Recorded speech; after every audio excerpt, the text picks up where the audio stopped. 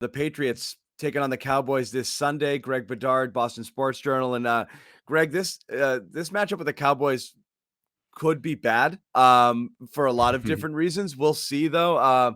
But thing that stands out most, I think, on both sides of the ball with the Cowboys is team speed. And again, after watching a bunch of no names run up and down the field on the Patriots defense last week, and you talking earlier in the week what a huge concern that defense is, I don't know. It's a pick your poison with Dallas. I mean, what are you more concerned with here? Trying to keep up with, their fleet of speedy receivers all over the field, or just getting smashed in the mouth with their running game?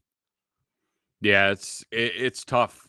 It's tough, John, and I don't really know like how you really approach this other than like you're just hoping like, all right, we're hoping that they have to go on 12 play drives all the time to score. And really I think where the Patriots, I think it's going to be very similar to the Buccaneers. Now, of course, Dak Prescott and his running ability and playmaking ability is different than Tom Brady, and so that presents a problem. But I think it's largely similar to the way they played the Bucs in that, Leonard Fournette, and company can run the ball well if you allow them a good offensive line.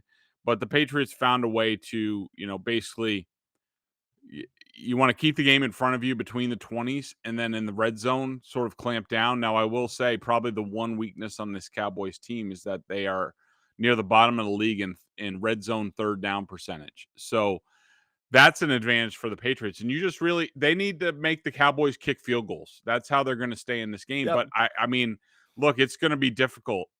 They have two outstanding running backs, two different guys in Ezekiel Elliott, Tony Pollard. Their offensive line, while not as dominating as say like 6-7 years ago, is still pretty damn good. I think that their tight end is decent, but he's a threat. He's kind of, I would say he's a Hunter Henry Jr. type of guy in the middle of the field. Nothing explosive, but he'll make catches and he's tall. And Amari Cooper, I've never been his biggest fan, but great route runner. CD Lamb is explosive, but will have drops. Cedric Wilson is really good as sort of a slot receiver. It's tough. You want to make them kick field goals. That's the goal this week. Make the Cowboys kick field goals just like they did the Bucs. Yep. And then the flip side, past Cowboy teams, this offense has been pretty dynamic with Dak under center the past couple of years, but they couldn't stop anybody last year, Yeah. while Dak was playing. And then obviously after he was hurt. So it used to be easy to run up and down the field. The defense looks totally different this year. Yeah, absolutely. I mean, Dan Quinn came in this year, and everybody knows him as the Falcons head coach. He was the Seahawks defensive coordinator before that with Legion of Boom, at their height.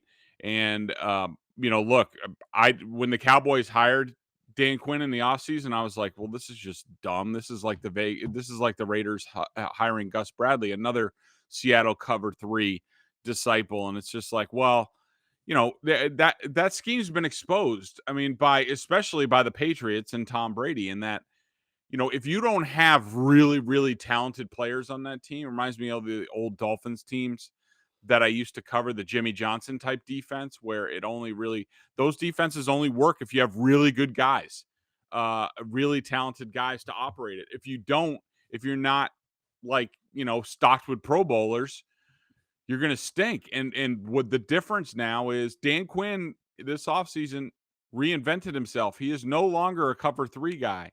They play a lot of man to man. They will do that all over the field. They will travel cornerbacks.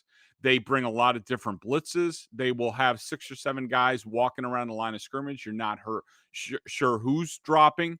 It could be, Micah Parsons will be right over the center, and then he'll drop back to his middle linebacker spot. But other times he'll come on delayed blitzes. There's a lot of stuff there, John. And the thing that stands out is that Quinn's done a really good job of allowing these guys to play fast, because they are fast, and that's sort of their advantage over everybody else. Right. We do expect Trayvon Diggs had missed a little practice this week. Jerry Jones went on the radio today, expects him to play. So they should have their full complement there. Let's just turn it to Mac. What does Mac need to do to have a successful game here? And who are we Yeah. looking for? Who are you looking for on that offense to pop? And I know a name that came up earlier in this week, only because Hunter Henry was asked about him, is Jonnu Smith, who people are dying to see do something. And obviously, Hmm. Hunter, oh, I expect Jonu to be great and this and that. I don't know whether I do. I don't know whether you do, but who do you want to see pop? Who do you need to see big games from this game for the Patriots to be able to put up some points? Well, one of the areas that I think they can exploit is, while he's a good middle linebacker, especially against the run, Leighton Vander Esch is really slow, Can't cover. and yeah, he can't. And so, if I'm Josh McDaniels, I'm trying different ways, different formations, different motion, and this is where Mac helps. This is where he helps over, say, Cam Newton, is that he'll they'll align a certain way, and Josh will teach him up to be like, all right, well, if you see this, then make this check, and then get JJ Taylor or whoever.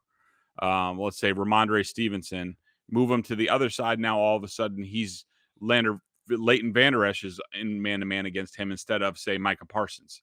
And I expect the Patriots to do that a few times. I would, I know people are scared of Trevon Diggs, and rightfully so. He's got tremendous ball skills, but he gives up a lot of big plays. To me, I think this is a Nelson Aguilar breakout game that Well, he can do some damage. Plus, remember, he has some familiarity with Dallas and playing there from being with the Eagles, and um, but the whole question about this is going to just be like, can Mac Jones navigate the speed at which the Cowboys play? I don't think he's really seen a fast defense like this before. This is a definite departure from, say, Alabama. This is where the difference comes, but he's got to make some better decisions, not throw the ball into traffic. But um, I think he's the type of guy who can manage them into some plays. all right. Well, we'll see what happens. So Bedard calls it Aguilar breakout, week 6 Cowboys. This is where it It's, comes. of course, we're all still waiting for the Taylor Price breakout. And as Greg wrote on Boston Sports Journal, his kingdom for a JJ Taylor wheel route here in this game. Seriously, This is one this time, is all man, one time. we don't ask for much. No.